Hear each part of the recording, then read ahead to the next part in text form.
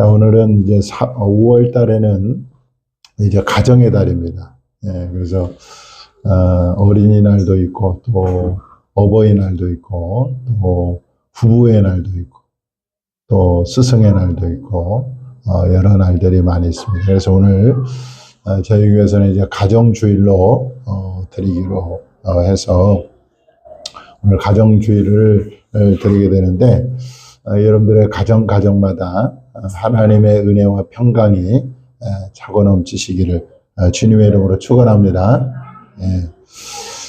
오늘은 이제 가정주의를 맞이해서 이 최초의 가정이라는 제목으로 같이 은혜를 나누려고 합니다. 하나님이 이 땅에 친히 세우신 기관이 있습니다. 하나님이 친히 세우신 기관이 있는데 첫째는 가정입니다.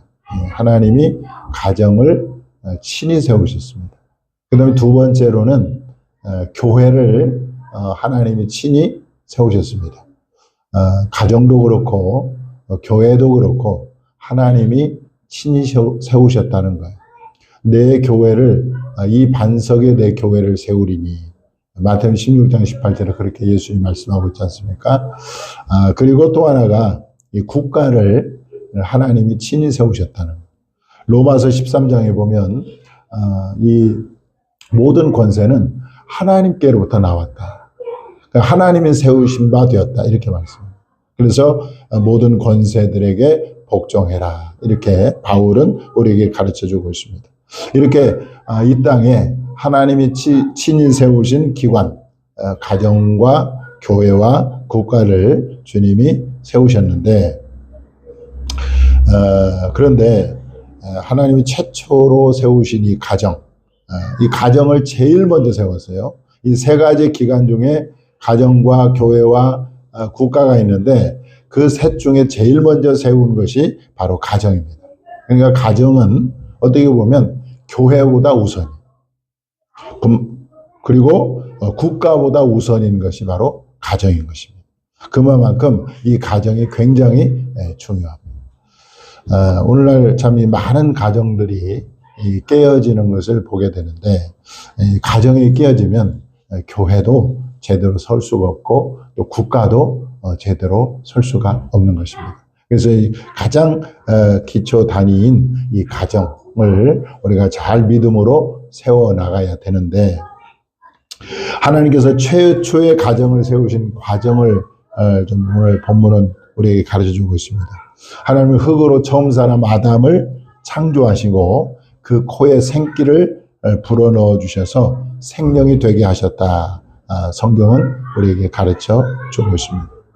근데 오늘 본문에 보니까 이제 하나님이 아담을 흙으로 만드신 다음에 보니까 혼자 사는 것이 좋지 못했다. 이렇게 나옵니다. 오늘 본문의 18절에 여호와 하나님이 이르시되 사람이 혼자 사는 것이 좋지 아니하니 내가 그를 위하여 돕는 배필을 지으리라 하시니라. 그렇게 말씀하고 있습니다. 그래서 사람이 혼자 사는 것은 좋지 않다. 그렇게 말씀합니다. 그래서 아직 미혼인 사람들은 꼭 결혼할 수 있기를 바라고 또 지금 혼자 된 사람들, 혼자 사는 사람 역시 할 수만 있으면 짝을 구해서 살았으면 좋겠다라는 것이 오늘 성경의 가르침입니다. 성경에 보니까요, 아브라함이 137세에 그의 아내 사라가 127세였습니다. 근데 사라가 먼저 죽어요. 127세 된 사라가 먼저 죽습니다. 그러니까 137세 된 아브라함이 그냥 그 나이가 많잖아요. 근데 혼자 살면 혼자 살아도 되는데, 창세기 25장에 보면 후처를 얻었다. 후처. 그래서 구두라라고 하는 그 아내를 다시 얻어서 또 자녀를 낳습니다. 이걸 보면 이 부부가 함께 사는 것이 성경적이기 때문에 정말 미혼인 사람들은 결혼을 하고 혼자 된 사람은 다시 할 수만 있으면 짝을 구해서 이렇게 같이 이렇게 사는 것이 성경적이라는 것인데, 우리가 다시 이렇게 그 배우자를 만날 때는 반드시 주 안에서 만나야 된다. 주 안에서 그렇게 만나는 것이 좋다라고 성경은 우리에게 가르쳐주고 있습니다. 자, 하나님은 어느 날 아담을 깊이 잠들게 했습니다. 혼자 사는 것이 좋지 못하니까 내가 그를 위하여 돕는 배필을 지으리라, 그렇게 말씀하시고 아담을 깊이 잠들게 했습니다. 그런 다음에 아담의 갈비뼈 하나를 취해서 그 갈비뼈로 여자를 만드셨습니다. 그런 다음에 창세기 2장 22절 한번 보겠습니다. 거기 보니까 여호와 하나님이 아담에게서 취하신 그 갈빗대로 여자를 만드시고 그를 아담에게로 이끌어 오시니 거예요. 아담에게로 이끌어 오시니. 아담이 하와를 찾아 나가신 것이 아니라 하나님이 아담을 그 여자를, 그 하와를 아담에게로 이끌어 오셨다. 이게 굉장히 중요합니다. 그러니까 여러분, 우리가 배우자를 만날 때 아무나 만나면 안 돼요. 하나님이 만나게 하시는 배우자를 만나야 하는 것입니다. 그러니까 하나님이 짝지어 주신 배우자를 만나는 것이 굉장히 중요해요. 그래서 이 특별히 여러분들 그 배우자를 구하기를 원하는 사람들은 그 배우자를 위해서 기도해야 돼요. 하나님이 짝지어 주신, 하나님이 인도하는 그런 배우자를 만나도록 여러분들 기도를 해야 되는 줄 믿으시기 바랍니다. 하나님이, 아담은 이제 하나님이 이끌어 오신 그 하와를 아내로 맞이했습니다. 그런 다음에 23절에 보면 그가 뭐라고 말을 합니까? 여기 보니까 23절에 아담이 이르되 이는 내 뼈 중에 뼈요 살 중에 살이라, 그렇게 말씀하고 있습니다.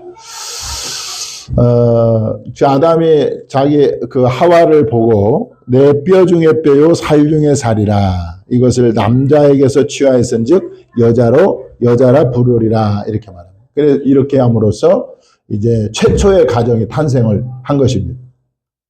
자, 이 최초의 가정이 탄생이 됐는데 24절에 보면 이러므로 남자가 부모를 떠나 그의 아내와 합하여 둘이 한 몸을 이룰지로다.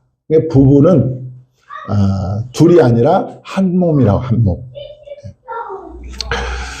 자, 여기서 이제 우리가 좀 봐야 될 것이, 요즘은 참 이게 세상이 하도 이상하게 돌아가기 때문에 우리가 그 가정관을 분명하게 우리 그리스도인들은 정립을 해야 됩니다.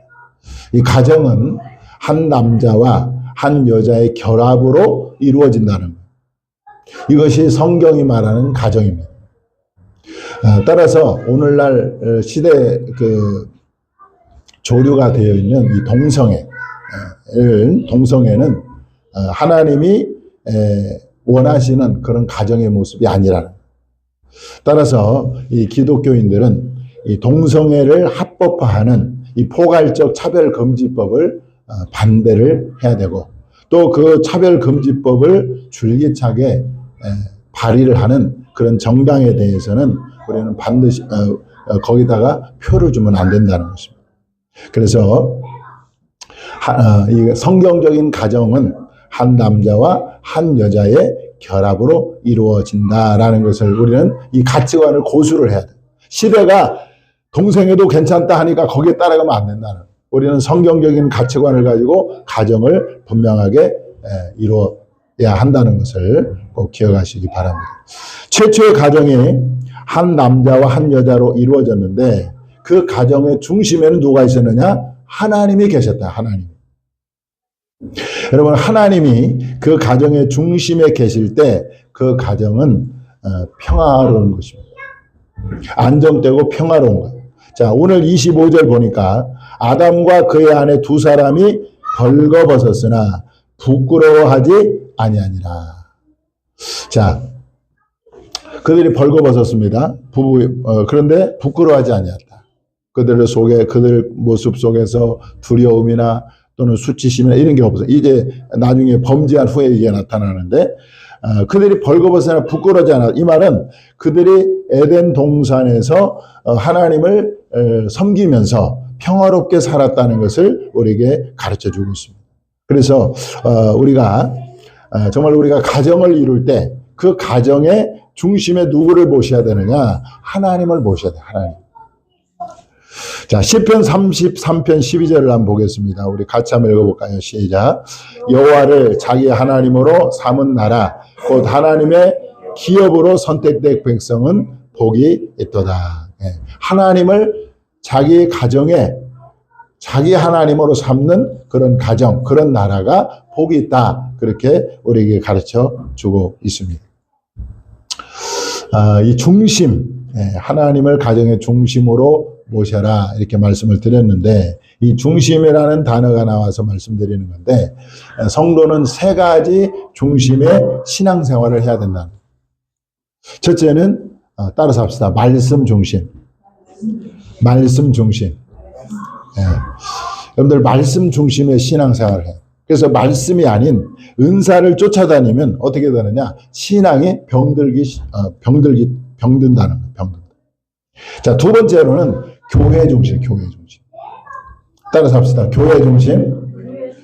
자, 교회가 아닌 곳에서 신앙생활을 하다 하면 어떻게 됩니까? 이단과 사입에 빠지기 쉽다는 것입니다. 그러니까 철저하게 말씀 중심, 그리고 교회 중심의 신앙생활을 해야 되고, 세 번째로는 하나님 중심의 신앙생활. 하나님 중심이 아닌 자기 중심의 신앙은 사실 하나님과 상관없는 이기적인 신앙이 되기 쉽습니다.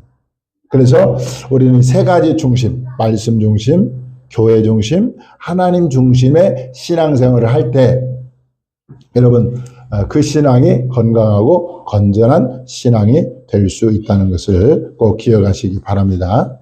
자, 평화롭던 최초의 가정은 하나님께 범죄함으로 하나님과의 관계가 깨지고 말았습니다. 우리가 잘 아는 대로 이제 하와가 먼저 마귀에게 뱀에게 시험을 받아서 그 하나님이 금하신 선악과를 따서 먹고 남편 아담에게도 주지 않습니까?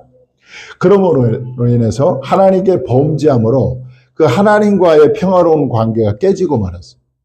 그러다 보니까 하나님의 관계가 깨지니까 뭣도 깨집니까? 가정의 평화도 깨졌다는 것입니다. 그래서 그 가정에 뭐가 왔느냐? 부끄러움이 왔어요. 아까 두 사람이 벌거벗어서나 부끄러워하지 아니한다 그랬는데 하나님과 관계가 어긋나니까 그 가정에 부끄러움이 찾아왔고 그리고 수치심이 찾아왔습니다. 자,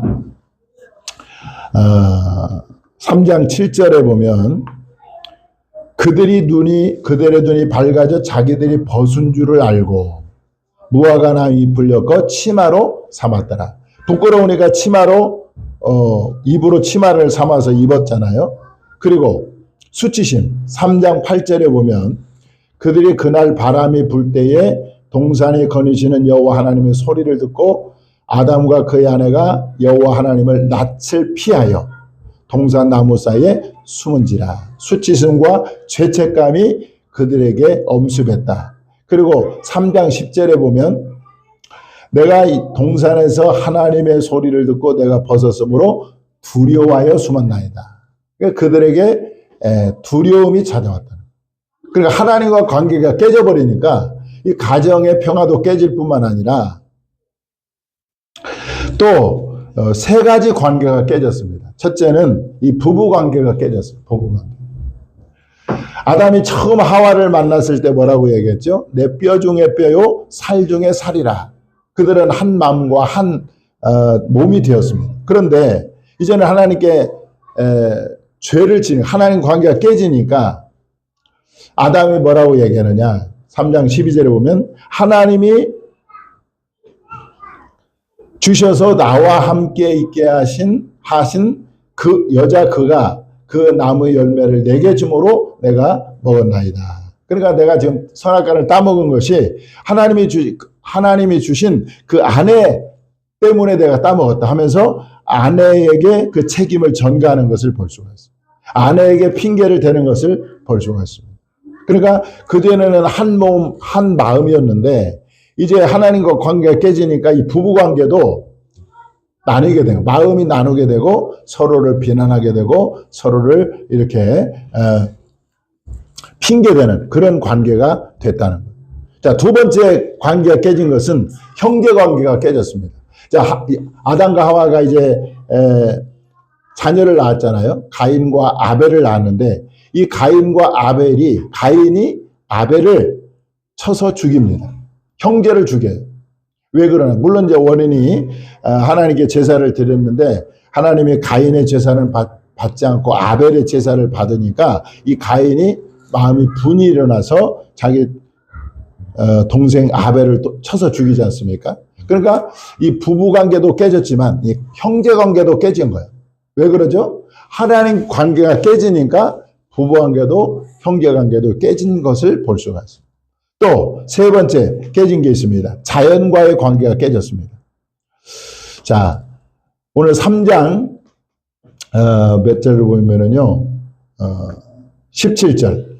아담에게 이르시되 내가 내 아내의 말을 듣고 내가 내게 먹지 말라 한 나무의 열매를 먹었은즉 땅은 너로 말미암아 저주를 받고 너는 내 평생에 수고하여야 그 소산을 먹으리라. 18절에 땅이 내게 가시덤불과 엉겅퀴를 낼 것이라. 그러니까 이 자연과의 관계가 깨지니까 어떻게 됩니까? 자연이 두 사람에게 가시와 덤불과 엉겅퀴를 내게 되었다는 것입니다. 그러니까 이렇게 하나님과의 관계가 깨지면 모든 관계가 깨진다는 것을 성경은 우리에게 가르쳐주고 있습니다. 따라서 이 깨진 관계, 부부관계, 형제관계, 부모-자식 간의 관계, 또 자연과의 관계를 깨진 관계를 회복하는 길은 다시 하나님을 내 삶에 또 가정에 하나님으로 다시 모시는 것입니다. 그리고 그 하나님을 섬기는 것입니다. 자, 우리가 4월 달에 이 주만나 큐티를 살펴봤잖아요. 자, 룻기입니다. 룻기. 룻기를 이 주만나 큐티 본문이 룻기였어요. 거기에 보면 나오미가 나오는데 나오미가 이제 흉년을 피해서 남편 엘리멜렉과 두 아들 기럐과 말론을 따라서 어디로 이주를 합니까? 베들레헴에서 모압으로 이주하게 됩니다. 그런데 이 베들레헴은 떡집이라는 의미를 가지고 있어요. 이걸 영적으로 보면 하나님 혹은 하나님의 집을 상징합니다. 이 모압은 또 어디를 상징하느냐? 세상을 상징해요. 그러니까 나오미는 하나님과 하나님의 집을 떠나서 세상으로 내려간 거죠. 세상으로 나간 겁니다. 그래서 한마디로 하나님과 관계가 깨진 거예요. 자, 하나님 관계가 깨지니까 어떻게 됩니까? 이 가정에 놀라운 환란이 닥쳤는데 바로 남편 엘리멜렉과 두 아들 기럐과 말론을 그 모압에서 잃어버리게 됩니다. 남편도 죽고 두 아들도 죽지 않습니까? 그래서 가정이 완전히 풍지박산이 됩니다. 자, 이 나오미가 어떻게 했느냐? 자, 그런 상황에서 나오미는 다시 하나님 이제 베들레헴으로 돌아옵니다. 이 베들레헴으로 돌아왔다는 말은 하나님께 회개했다는 말. 이제 그 며느리 룻과 함께 모압에서 베들레헴으로 돌아오잖아요. 이것은 세상에서 하나님과 하나님의 집으로 돌아온 것을 말합니다. 이것은 다른 말로 말하면 하나님과의 관계를 회복하는 것을 의미하는 것입니다. 자, 그리할 때 어떻게 되는가? 하나님과 관계가 회복이 되니까 하나님이 며느리 룻에게 이 베들레헴 유력자 보아스를 만나게 해서 결혼하게 합니다. 그래서 가정이 다시 회복되게 만드는 이것이 룻기의 내용이에요. 따라서 여러분, 우리 가정이 만약에 지금 깨져 있다면, 어떤 관계들이 깨져 있다면 다시 하나님을 내 가정의 중심에 모실 수 있기를 바랍니다. 그럴 때에 하나님께서 그 깨어진 관계들을 다시 회복시켜 주실 줄 믿습니다.